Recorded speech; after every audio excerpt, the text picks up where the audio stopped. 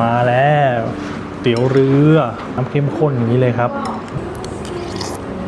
หมูนุ่มน้ำซุปเข้มข้นมากก๋วยเตี๋ยวเรือหมูตุ๋นสุดเข้มข้นจากร้านติ๊ดโตใหม่ล่าสุดอยู่ในร้านบ้านของพ่อคาเฟ่ก๋วยเตี๋ยวเรือน้ำข้นกับหมูตุ๋นเปื่อยๆอร่อยแบบไม่ต้องปรุงเพิ่มหรือจะลองสั่งแบบแห้งก็มีนะครับอร่อยเลยยังมีเมนูข้าวหมูตุ๋นเปื่อยๆนุ่มๆหรือจะสั่งลวกจิ้มมาเพิ่มเติมก็ได้นะครับทางร้านยังมีเมนูแกงเขียวหวานไก่ราดข้าวและเมนูอื่นๆแซ่บๆอีกเยอะเลยนะครับขนมหวานเครื่องดื่มสุดสดชื่นร้านนี้ก็จัดเต็มเรียกว่ามาที่นี่ครบจบในที่เดียวทั้งคาวและหวานรสชาติอร่อยมีเมนูให้เลือกหลากหลายและเมื่อทานเสร็จแล้วก็เดินถ่ายรูปรอบๆร้านกันเลยครับบรรยากาศสบายสุดอบอุ่นร้านนี้ตกแต่งสไตล์วินเทจนั่งชิลๆริมน้ำและนี่คือร้านก๋วยเตี๋ยวเรือติ๊ดโตจะอยู่ในร้านบ้านของพ่อคาเฟ่นะครับปักหมุดไว้ให้แล้วไปจัดกันเลย